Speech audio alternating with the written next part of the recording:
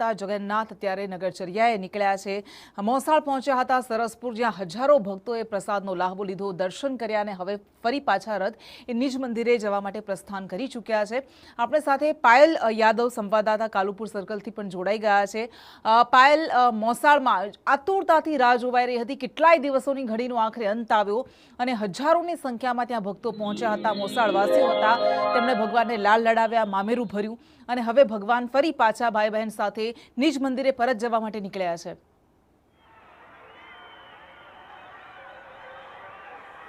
ચોક્કસ જણાવી દઈએ કે જે પ્રકારે આજે સરસપુર ખાતે જે છે કે ભગવાન જગન્નાથ તેમની બહેન અને બલરામ જે ભાઈ છે તે ત્રણેય ત્યાં મામેરું ભરાયું હતું અને તેઓ અલ્પાહાર કર્યો હતો અને ત્યારબાદ તેઓ જે છે અત્યારે પાછા ફરી ત્યાંથી રથયાત્રામાં વિરાજ થઈને નીકળ્યા છે। અત્યારે જે ઝાંખીઓ છે તે આપણને જોવા મળી રહી છે।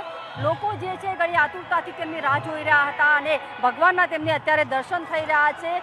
લોકો જે છે તે આટલી ગરમી હોવા છતાં પણ અહીંયા ઊભા છે કે ભગવાન જગન્નાથના દર્શનાર્થે લોકો જે છે તેની ભીડ જે છે ઉમટી છે। અહીંયા ભંડારા ચાલી રહ્યા છે તે પણ લોકોને એક કહી શકાય કે શાંતિ મળી રહી છે, કારણ કે વહેલી સવારથી જે પ્રકારે નીકળી હતી યાત્રા અને ભગવાન જગન્નાથના દર્શન કરવા માટે જે લોકો જે છે આતુર હતા, અત્યારે ભીડ જે છે તે તમે જોઈ રહ્યા છો। આટલી ગરમી હોવા છતાં અહીંયા લોકો જે છે જગન્નાથ અને દર્શન માટે લાંબી લાઈનો જે છે તે લાગી છે, ભીડ જોવા મળી રહી છે। પોલીસનો ચુસ્ત બંદોબસ્ત છે। ઝાંખીઓ જે છે વિવિધ ઝાંખીઓમાં અલગ અલગ જે કરવામાં આવી રહી છે ઝાંખીઓમાં, અને સૌથી મહત્વનું કહી શકાય કે ઓપરેશન સિંદૂર જે છે તે એક આકર્ષણનું કેન્દ્ર આ સમગ્ર રથયાત્રામાં બન્યું છે। લોકો જે છે તેને જોઈ રહ્યા છે, ફોટોગ્રાફી કરી રહ્યા છે, તેને જોઈને ખુશ થઈ રહ્યા છે।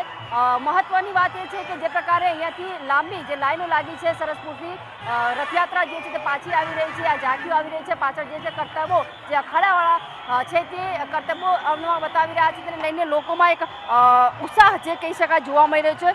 આટલી ગરમી હોવા છતાં ભક્તો અત્યારે ભગવાન જગન્નાથની દર્શન અને તેમની કહી શકાય કે એક ઝલક જોવા માટે પણ અત્યારે લાઈનોમાં લાગ્યા છે।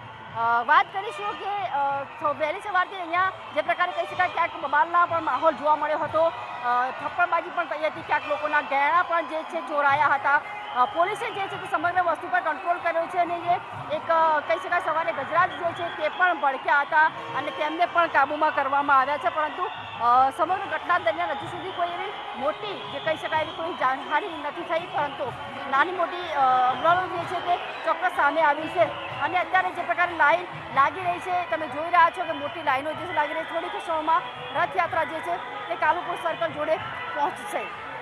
જી બિલકુલ, એટલે આ દ્રશ્યો મેં આપણે બતાવી રહ્યા છીએ।